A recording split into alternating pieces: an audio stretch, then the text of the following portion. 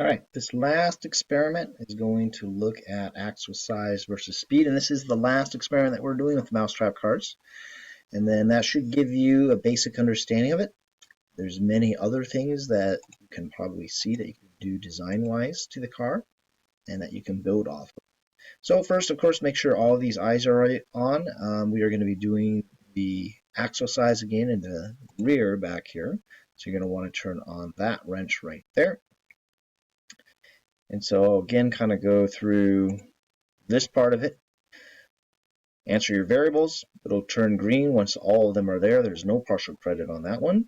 There are other questions somewhere within here that are longer that will give you partial credit. You'll then skip, of course, this data table since we are not performing the lab in class. And scroll down to number 3. And that's what you'll drag over as you are performing your lab. Okay, so you're just going to have this open as you have this here, and you can see, well, which one went faster over 1 meter, the larger axle, or, excuse me, the larger axle, did it go faster or did it go slower, which increases the applied force, smaller or the larger axle. So that's going to be what this is about. Okay, so over here then, you have this hopefully all set up with the eyes open, rear axle with a wrench, and then again, what we're going to be changing here really is going to be the spool. When you click apply, you'll notice the spool will show up right there, and that's a larger axle.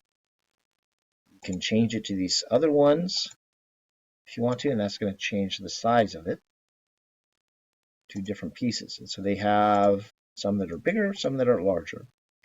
If you change the axle up here, I think it stays the same size. I'd have to do some more research on that, but I definitely know these are changing it a substantial amount. Hit reset, that's what I'm going to do. There we are. Again, you'll open up the little performance piece right here. And this time, instead of looking at distance, we're going to look at speed. So my suggestion is go right to the 5 meter mark. Say, okay, well, it got there in 2.7 seconds.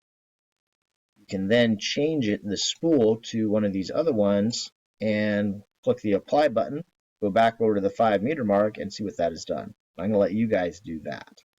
Okay, once you know what your results are, which one is traveling 5 meters faster, then you should be able to go from there.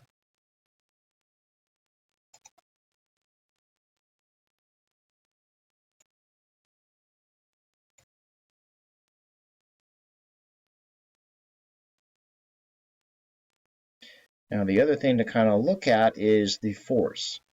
So move that.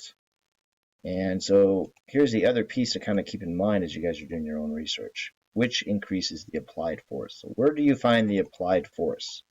So the applied force can be found right here with this powertrain wrench. If you click on that and open it up, you will notice down here at the bottom, underneath the wheel and axle, it gives you an output force. So with a large versus small piece there, you should be able to figure out which one gives you the greater output force. So if you look at these output forces, that's going to be your pulling power, in other words. The bigger the output force for both the lever and for the wheel and axle, the greater the strength is that's pushing it forward. And so as you start doing your design, understand how this is going to affect it, but then there's other things that are going to affect that output force for the wheel and axle. And you can kind of look at some of these other pieces within here. There's things that are going to affect the output force of the lever. We've done some experiments about that. So if you keep this open and you look at that output force, that's going to be what's pushing it forward as you're looking at other things that might affect it. Okay, with that then, good luck and take care.